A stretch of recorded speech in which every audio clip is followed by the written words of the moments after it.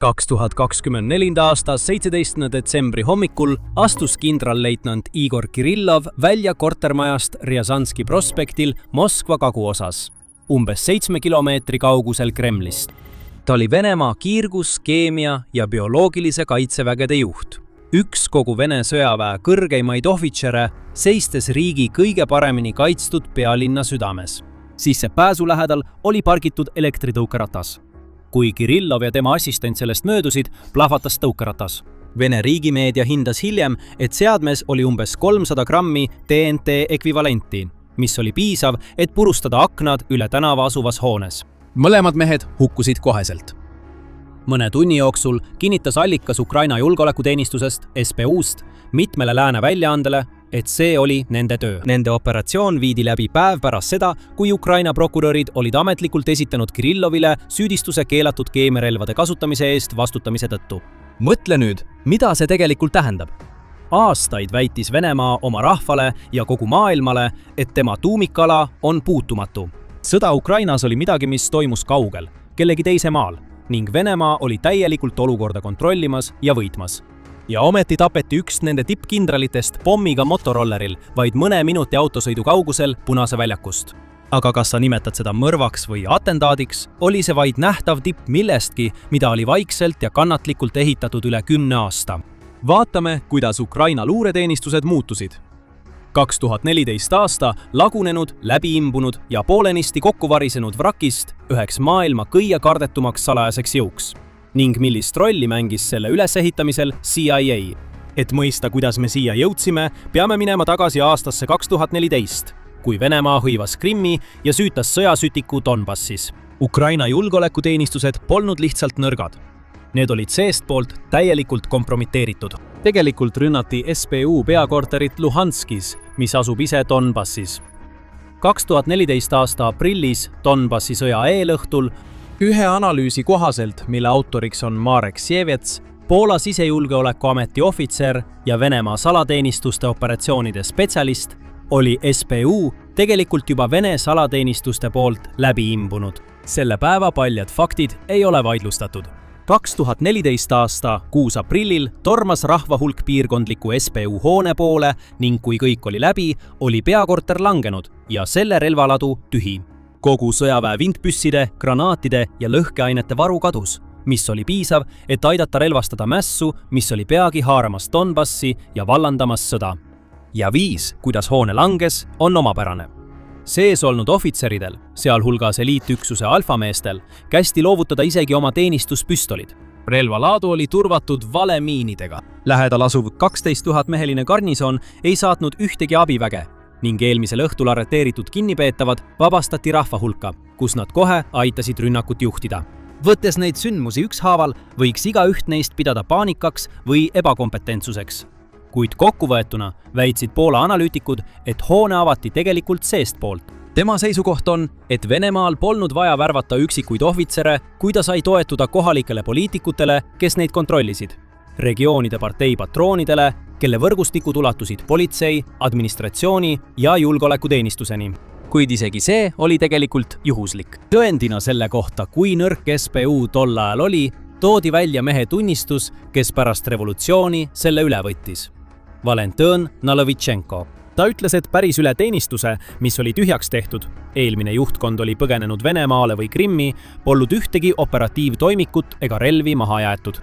Ta kirjeldas agentuuri kui tugevalt Venemaa FSB poolt infiltreeritud ning väitis, et oli esimene SBU juht, kes tegelikult hakkas FSB ohvitsere Ukrainas kinni pidama. See ei tõesta, mis Luhanskis juhtus, kuid näitab, et pinnas selleks oli soodne. Kui teenistust juhtinud mees ütleb, et see oli Vene agentidest läbi imbunud, siis küsimus, kas üks selle tugipunktidest anti üle, mitte ei kaotatud, lakkab olemast vandenõuteooria ja muutub mõistlikuks küsimuseks. Nii et see oli see vare, millest Ukraina alustas. Riik võis taas sattuda Venemaa mõjusfääri, kus KGB pärijad juhivad kõike, või proovida varemetest üles ehitada tõeliselt demokraatlikud, läänele suunatud teenistused. Kiiev valis teise tee. Mees, kes sai selle ülesehituse keskseks tegelaseks, oli Valeri Kondratjuk, kes töötas esmalt SBU-s ja hiljem võttis üle Hurri, Ukraina sõjaväeluureteenistuse. 2015. aastal aitas CIA Washington Posti ja New York Timesi uurimiste kohaselt toetada uue spetsialiseeritud SBU üksuse nimega 5. direktoorium loomist, mis ühendas vastuluurevastase tegevuse erioperatsioonidega.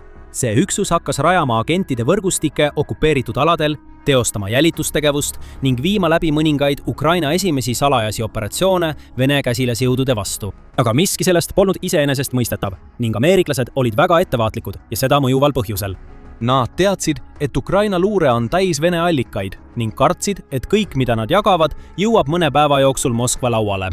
Seega otsustas Kondratjuk mitte jätta midagi juhuse hooleks. Ta andis üle hulga ülisalajasi Vene sõjaväedokumente sisuliselt kingitusena, et tõestada, et Ukrainal on väärtuslikku ligipääsu ja distsipliini selle kaitsmiseks.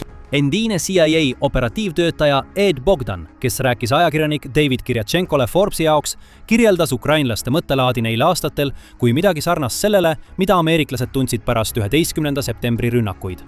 Kuid Ukraina ohvitserid pidid ületama aastakümnete pikkuse Nõukogude ajast pärit usaldamatuse, enne kui ameeriklased olid valmis avanema. Ja kui üks pool annab pidevalt kasulikku ja täpset teavet ning tõestab, et suudab saladust hoida, hakkab ka teine pool vastutasuks rohkem jagama. Nii et aastaid täitsid ukrainlased oma osa. Ja siin on osa, mis on selle loo jaoks oluline. Ukraina ei olnud lihtsalt abivajaja, kes sai Ameerika abi. Paljud ukrainlased räägivad emakeelena vene keelt ja need keeled on omavahel tihedalt seotud. Paljudel on ka pereliikmeid, sõpru ja sügav kultuuriline teadmine riigist, mille vastu nad nüüd sõdivad. Seega mõistis Ukraina Venemaad viisil, mida ükski lääne luureteenistus ei suutnud ja see võimaldas neil koguda CIA jaoks luureandmeid. Omakorda sai CIA erakordse ülevaate Vene sõjaväest ja selle otsustusprotsessidest. Märkimisväärseks panuseks olid pealt kuulatud materjalid. Materiaal, mis aitas tõestada Venemaa seotust. 2014 aastal Ida-Ukraina kohal allatulistatud Malaysia Airlinesi lennu 17 allatulistamisega ning võimaldas jälitada Vene agente, kes sekkusid 2016 aasta USA valimistesse. Nii oli 2022 aasta täiemahulise sissetungi eelõhtuks võrgustik väidetavalt laienenud umbes tosina salajase eelbaasini. Salajased eelbaasid, mis olid rajatud ja varustatud CIA toetusel ning paiknesid Ukraina ja Venemaa piiri ääres, kust Ukraina ohvitserid jälgisid Vene vägede liikumist ja juhtisid omaenda võrgustikke. Ühe allika sõnul kogusid ukrainlased Venemaa kohta rohkem luureandmeid, kui ameeriklased suutsid CIA peamises jaamas täielikult läbi töötada. Need kaks teenistust hakkasid koos läbi viima ühiseid operatsioone ka teistes maailma piirkondades, mis luuremaailmas on kõrgeim usalduse avaldus.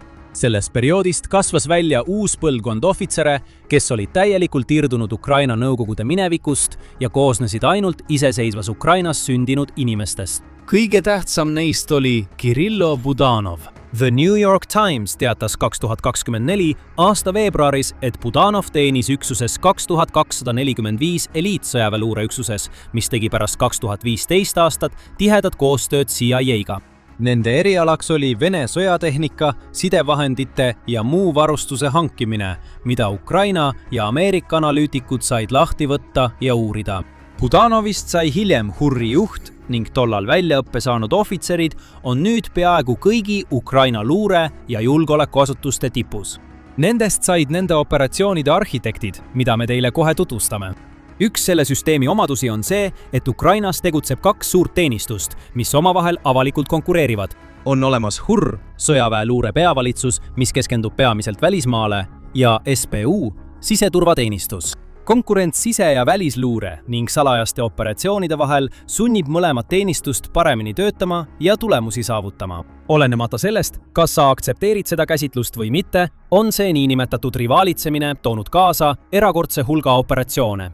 Ja mitte kusagil pole see võidujooks olnud nähtavam kui merel.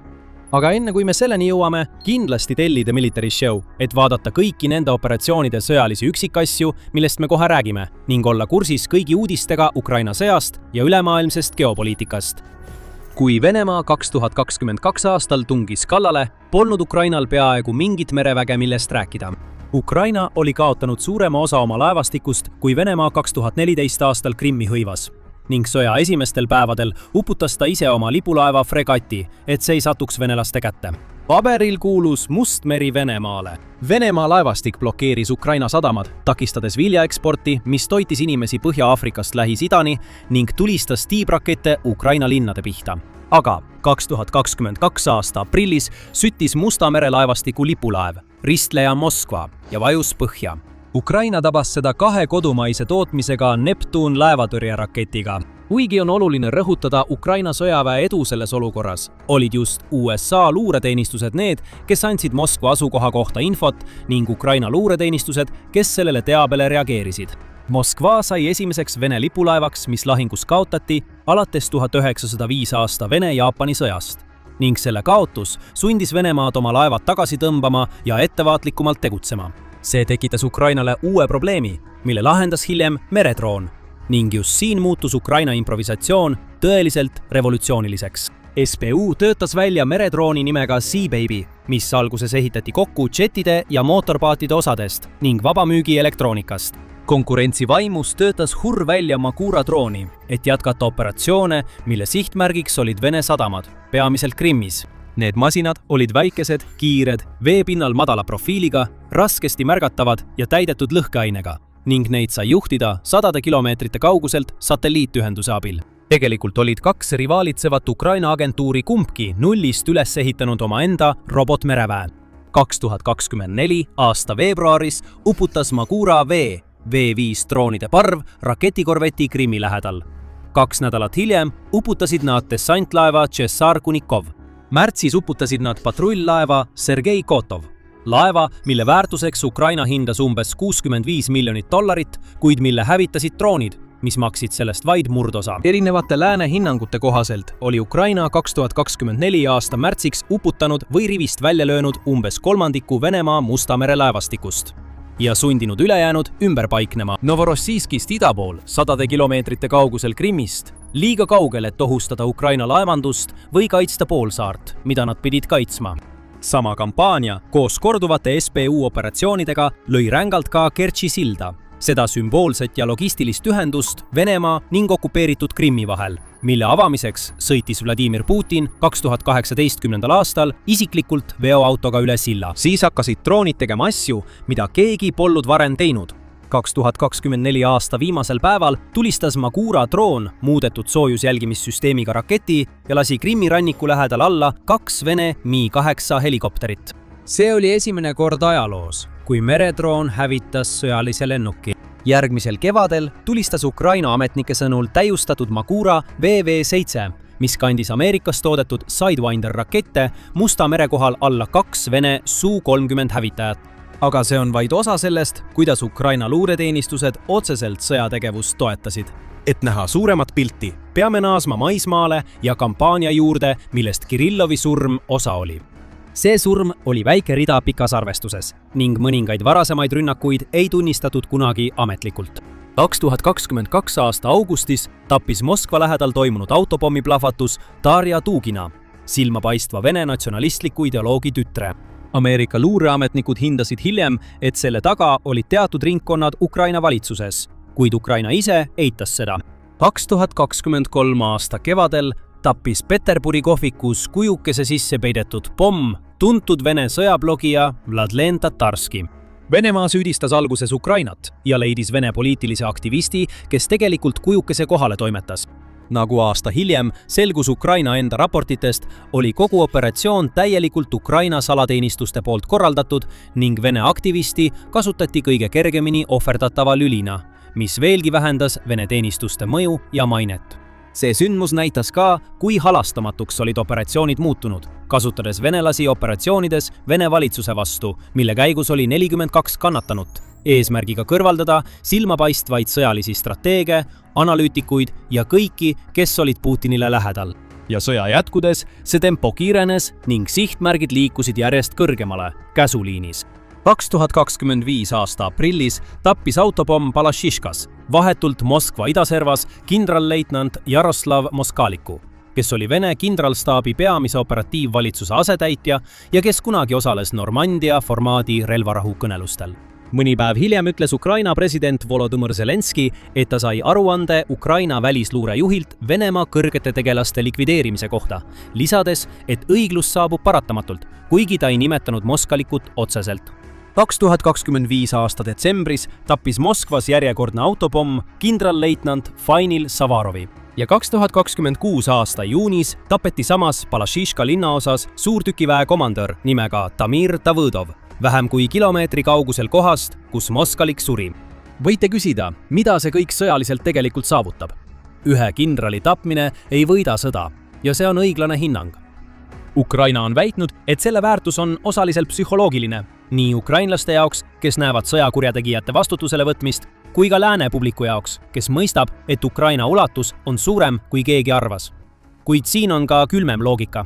Iga selline tapmine annab igale Vene ohvitserile teada, et vormiriietus ja kirjutuslaud Moskvas ei ole turvaline koht, kust Ukraina vastu sõda planeerida. See sunnib Venemaa julgeolekuteenistusi kulutama tohutult ressursse enda kaitsmisele ja leketega tegelemisele, selle asemel, et keskenduda täielikult rindele. Kuid Ukraina salateenistused loovad samuti tingimused Ukraina suurimateks lahinguvälja üllatusteks. 5. direktoraadi ja Hurri poolt okupeeritud aladel üles ehitatud agentide võrgustikud andsid sihtmärkide kohta infot Ukraina vägedele, võimaldades täpseid kaugmaalööke, keerukate droonide ja uute rakettidega. Ja kui Ukraina 2024 aasta augustis maailma jahmatas, ületades piiri Kurski oblastisse. Esimene kord pärast teist maailmasõda, kui välisriigi armee hõivas Vene territooriumi, olid just nende teenistuste luureandmed need, mis tõid esile piirkonna operatiivsed puudujäägid. Varjatud sõda ja tavaline sõda toetasid teineteist, sest iga kord, kui Ukraina kasutas luureinfot ära, suutis ta rindel joont veidi edasi nihutada, Vene teenistusi ärevusse ajada ning võimaldada omaenda agentidel koguda järgmiseks rünnakuks veel rohkem teavet.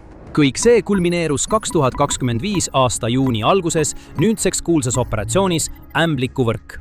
Nagu hiljem selgus, oli tegemist 18 kuud kestnud pingutusega, mille käigus Ukraina agendid smugeldasid droone ja stardiseadmeid Venemaale ning peitsid neid puidust majakestesse, mis olid ehitatud nägema välja nagu tavalised veokitele paigaldatud kokkupandavad majad. Rünnakupäeval libisesid majakeste katused lahti mitme Vene lennubaasi lähedal asuvates kogunemispunktides. Üks sihtmärkidest oli Belja lennubaas Ida-Siberis, mis asub Ukrainast enam kui 4000 kilomeetri kaugusel. Droonid saabusid massiliselt ja kahjustasid 2 Tu-95 ning 2 Tu-22 M3 pommitajat, mida Venemaa oli kasutanud tiibrakettide tulistamiseks Ukraina linnade pihta, ning mis olid ühed vähestest lennukitest, mis suutsid kanda tuumarakette. Ukraina SBU teatas algselt, et tabas 40 ükslukkit hävitades umbes kolmandiku Venemaa strateegilistest tiibrakettide kandjatest ning et kahju ulatus umbes $7 miljardi. Kaitseluureettevõte Janes kasutas satelliidipilte, et hinnata, et rünnak hävitas umbes 12 lennukit ja kahjustas veel mitmeid. Üks kõrge NATO ametnik hindas, et hävitati umbes 10–13 lennukit. Kokku sai kahjustada umbes 40 lennukit ning hindas, et operatsioon kõrvaldas umbes 5% Venemaa töökorras kaugmaa lennuväest. Ükskõik millise numbri te võtate, oluline on see, et Venemaa neid pommitajaid enam tegelikult ei tooda. Seega oli iga kaotus püsiv ja kahjustas otseselt Venemaa võimet jõudu projitseerida. Ja viimane kampaania, mille salateenistused ette võtsid, oli suunatud Venemaa majanduse vastu. Ja just siin ilmuvad taas välja CIA jäljed. New York Timesi uurimine teatas, et CIA ametnikud ja Ameerika sõjaväe planeerijad aitasid Ukrainal täiustada oma kaugmaa kampaaniat Venemaa energeetikasektori vastu. Selle asemel, et rünnata rafineerimistehaseid juhuslikult, keskenduti väidetavalt planeerimisel nendele komponentidele, mida on kõige raskem ja aeglasem asendada. Ühes juhtumis, mida selles raportis kirjeldati, tuvastas CIA ekspert konkreetse rafineerimistehase siduri, mille hävitamine võiks jätta tehase nädalateks rivist välja. Sama loogikat rakendati ka Venemaa niinimetatud varilaevastikule, vananevatele tankeritele, mida Moskva kasutab sanktsioonide all oleva nafta üle maailma vedamiseks ja sõja rahastamiseks vajaliku raha sissevoolu tagamiseks. CIA-le anti luba toetada ka selle tegevuse teatud aspekte. See, mis algas 2014 aastal. Katkise luureteenistuse ülesehitamise abina oli 10 aastat hiljem arenenud ühiseks kampaaniaks, mille eesmärk oli lämmatada Venemaa sõjamasina rahaline elujõud. Ja ka laiem poliitiline aspekt on siin sama oluline. pärast avaliku konflikti president Donald Trumpi ja president Zelenski vahel 2025. aasta veebruaris peatas Washington ajutiselt luurekoostöö Kiieviga ning avalikkuse ees näis, et see oli CIA ja SBU partnerluse lõpp. Kuid paus osutus lühiajaliseks. Luureinfo javamine taastati 2025. aasta märtsis, võimaldades CIA-l ja Ukraina luureteenistustel jätkata tihedat koostööd. Põhjus on lihtne. Nii palju kui Ukraina sõltus CIA toetusest, sai ka CIA kasu sellest, et Ukraina agendid olid sügavalt Venemaale sisse imbunud. Ukraina mõistab Venemaad viisil, mida lääne luureteenistused ei suuda kergesti järele teha, muutes ta oluliseks partneriks luureoperatsioonides mitte ainult Ukraina ja Venemaa pinnal, vaid kõikjal, kus Moskva oma mõju avaldab, sealhulgas Lähis-Idas. Kuidas see siis laiemasse sõtta sobitub? Putini võim põhineb jutul, et Venemaal on palju teravamad küünised kui Ukrainal ja et ta võidab selle sissetungi paratamatult. Ja et Venemaa salateenistused suudavad Ukrainasse imbuda ja seda tasakaalust välja viia, tõmmates teda Venemaa geopoliitilisse mõjusfääri. Kuigi see võis olla tõsi enne 2014. aastat, on viimase kümnendi jooksul tasakaal pöördunud Ukraina kasuks. Ja kui Ukraina luurejuhid tulid varjust välja, näitasid nad maailmale, et Venemaal pole ühtegi kohta, mis oleks tõeliselt puutumatu. Võib-olla võivad need samad luurejuhid ühel päeval Putini languse eest vastutada, kuna ta hakkab kaotama rahva toetust just nende inimeste seas, keda ta ise aitas valitsuse tippu tõsta. Lisateabe saamiseks vaadake seda videot ja kindlasti tellige kanal, et olla kursis kõigi Ukraina sõja ja ülemaailmse geopoliitika arengutega.